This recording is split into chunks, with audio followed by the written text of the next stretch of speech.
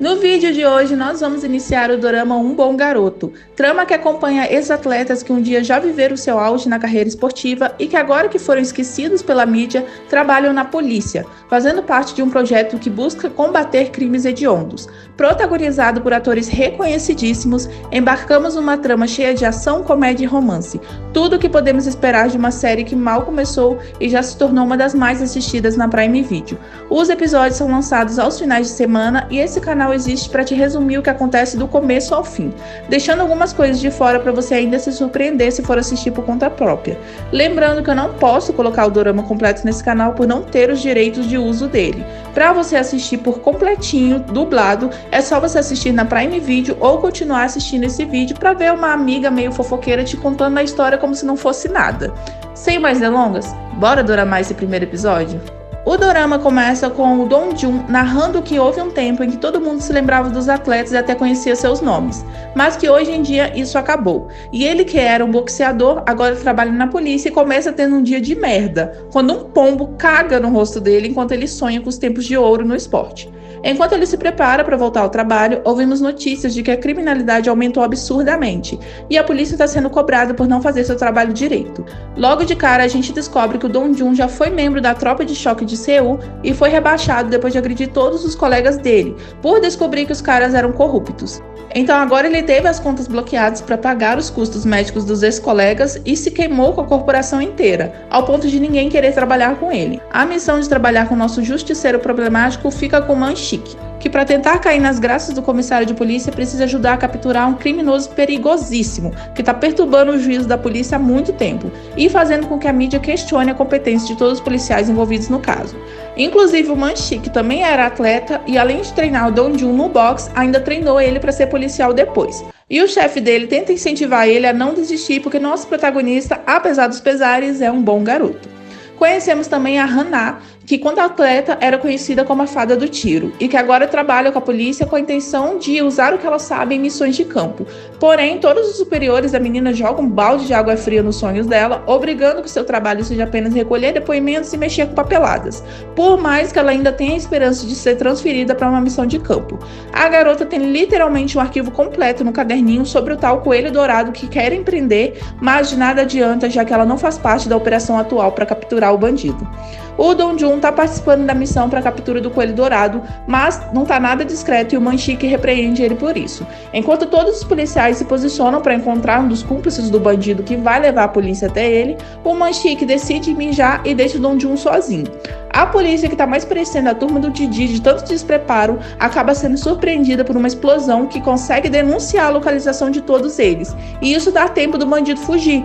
O Man-sik tenta ajudar na perseguição, só que acaba ficando preso no banheiro, então sobra pro Dong-jun fazer alguma coisa. Quando a polícia encontra o Dong-jun, ele já tá caído no chão todo ferrado no rosto e o coelho dourado já escapou de novo. Depois disso, a gente conhece mais um ex-atleta importante, o Ji-hun, que também é policial e trabalha na rota de trânsito e salva a vida de uma garotinha que quase foi atropelada por um maluco fugindo no carro com placa falsa. Os colegas dele comentam que ele foi rebaixado depois de ir atrás de uma gangue e que nessa ainda perdeu uma promoção de cargo. Ele vê o Dong-jun chegando e reconhece ele. Enfim, ele tá saindo da delegacia quando vê a Hana. Assim que ele bota os olhos nela, já dá pra ver que rola um clima, pelo menos da parte dele, né? Ela vai embora e ele vai atrás chamando ela de pãozinho. Mas como a gata tá de fone, ela nem escuta. Até que ele aparece na frente dela com um sorrisão que sinceramente me ganhou fácil. Nesse momento, a gente descobre que faz 3 anos desde que eles se viram pela última vez e que ele gostava dela naquela época e ainda gosta. Mas ela não tá interessada e manda ele não fazer nada que cause boatos. Um carro interrompe o momento do nosso futuro casal e dele sai outro homem que pede para conversar com a Hana. E ela diz que não tá interessada e vai embora. O Dong-jun fica intrigado com o cara, mas acaba se distraindo com uma ligação. A ligação era de uma loja de letreiros, onde ele comprou uma placa para o restaurante da mãe de um amigo. Inclusive, como não tinha dinheiro, ele teve de vender uns prêmios que ganhou como boxeador para conseguir comprar essa placa. E ele descobre que o amigo agora está trabalhando numa empresa de segurança. E mal tem tempo para qualquer outra coisa. No quarto do amigo, ele encontra algumas fotos da época de atleta e a mãe do amigo até diz que se ele não tiver onde ficar, pode ficar lá com ela. Mas ele diz que já encontrou um lugar e que ela pode ficar tranquila. O tal lugar que ele anda ficando é numa sala de descanso na própria delegacia. Antes de dormir, ele fica lembrando do passado e a gente descobre que o cara que encontrou ele e a Hana na rua foi também um atleta que, inclusive, ganhou a medalha de prata. E o Dong-jun tem medalha de ouro, então ele é melhor que o outro. O ex-atleta da medalha de prata agora é um sargento e está encarregado pela auditoria na delegacia. E o Dong-jun só descobre isso quando ele e o Man-sik são convocados para conversar com o cara depois do fracasso na operação. Depois disso, o Dong-jun tá amassando um pratão de comida e o Man-sik fica preocupado achando que o sargento pode ajudar eles, já que ele foi treinador dele também na época de atleta. O Dong-jun pergunta que tipo de policial fica dependendo de contatos em vez de fazer o próprio trabalho e o Man-sik aproveita para criticar ele, dizendo que se ele não comesse tanto e treinasse tão pouco, ele teria conseguido pegar o chefão da máfia lá na operação. Eles têm uma pequena discussão, mas o Dong-jun se distrai com a Hana chegando no refeitório. Ele fica todo feliz com ela chegando e acha que ela vai sentar na mesa dele, mas ela fica bem longe.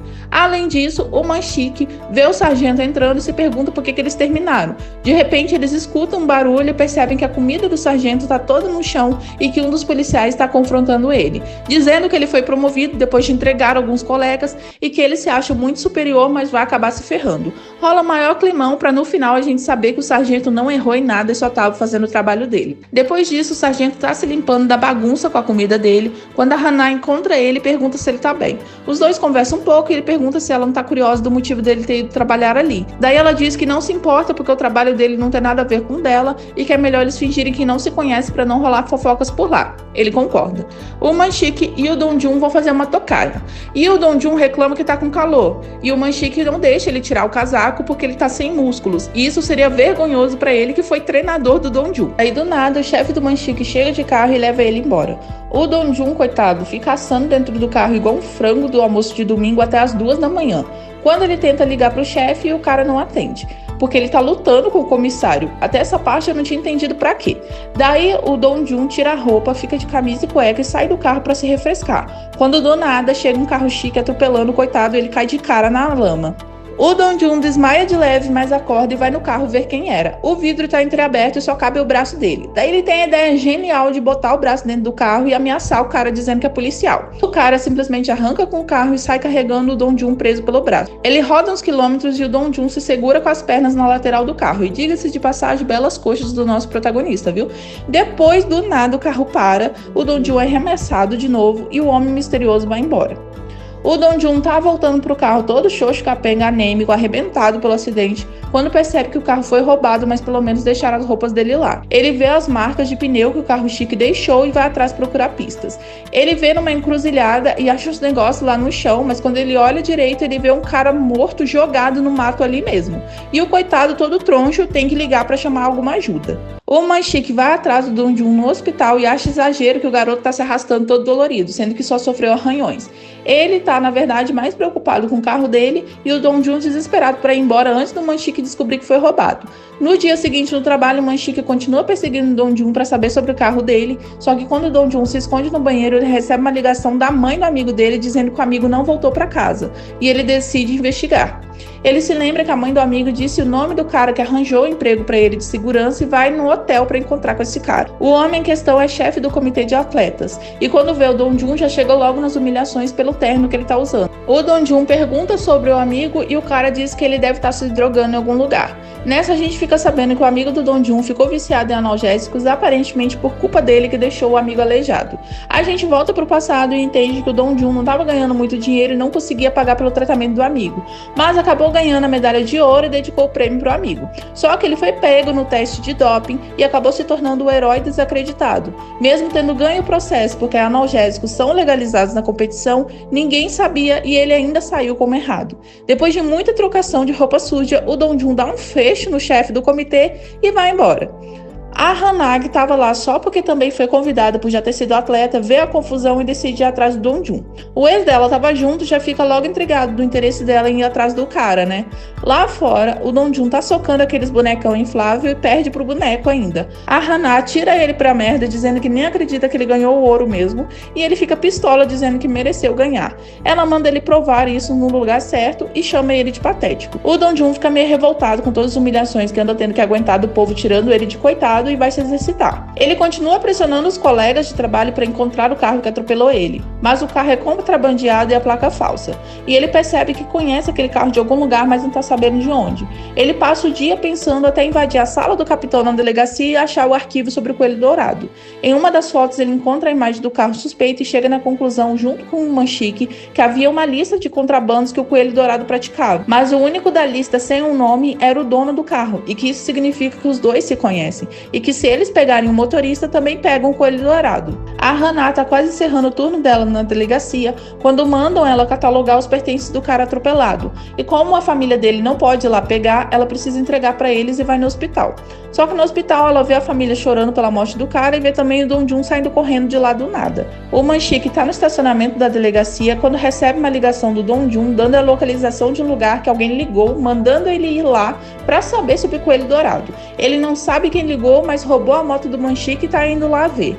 O Manchique fica puto que perdeu mais um veículo pro doido do Dong Jun, quando o sargento lá responsável pela auditoria, que eu ainda não memorizei o nome dele, chega lá e diz que percebeu que o incêndio que atrapalhou a operação deles foi criminoso e que provavelmente alguém vazou a operação antes dela acontecer. Eles chegam na conclusão que foi alguém de dentro. Eles percebem que o informante na operação era o cara que foi atropelado e morreu. O Manchique vai embora para saber mais e o sargento liga para pedir os pertences do falecido e descobre que a pessoa que pegou foi a Hannah. Ele liga e ela não atende. O Manchique recebe uma ligação do dono da loja de penhores com informações sobre o coelho dourado. O cara está reunindo todos os contrabandistas numa fábrica que é justamente o endereço para onde o Dong Jun está indo. Em casa, a Hannah recebe uma visita e vê com uma mulher dizendo que trabalhava junto com o cara atropelado, que tá sabendo que ela tá com os pertences dele. Ela atende a ligação do sargento e quando tá indo na porta, uns caras aparecem tentando invadir o apartamento. E ela corre para pegar os arquivos e se esconder. Aproveitando, ela pega uma arma que estava escondida e se prepara para a confusão. Enquanto isso, o sargento só escuta a gritaria da casa dela enquanto corre com o carro para chegar a tempo. Só que ele também está sendo seguido. Acontece um acidente e quando o sargento sai do carro, ele percebe que é uma emboscada. Aquele cara que trabalha na rota de trânsito vê tudo e corre para ajudar, mas o sargento foge e ele precisa lidar com o cara que causou o atropelamento, que agora está vindo na direção dele. Enquanto isso, o Dong Jun vê os contrabandistas na fábrica e pergunta de quem que é o carro que atropelou ele. Os caras não falam nada e ele acaba tendo que sair no soco com ele. Mesmo destreinado, o cara manda bem. O sargento continua correndo e leva os caras da emboscada para uma ponte. E como ele era atleta de esgrima, ele pega um taco de madeira e começa a bater em geral. A Hannah, sozinha em casa, agora armada, vai pra cima dos caras e evita acertar neles para não matar, mas assusta os dois e acaba precisando sair na mão com eles porque eles encontram ela. Enquanto tá todo mundo brigando de verdade, o Manchique foi pedir ajuda pro capitão da operação para salvar o Dong Jun e o cara arrastou ele pro ringue dizendo que se ele vencesse ajudaria em alguma coisa. Vemos todos os policiais em sua época de glória quando atletas, e mesmo quando as luzes do show se apagam e eles são esquecidos, no momento em que precisam, os corações ainda aceleram como nos momentos de competição. Dessa forma super empolgante e emocionante, diferente de boa parte dos doramas que saíram recentemente, termina o episódio com aquele gostinho de quero mais. E aí, você gostou desse resumo? Tá gostando desse dorama? Não esquece de deixar o seu like, se inscrever no meu canal e eu te vejo no próximo episódio.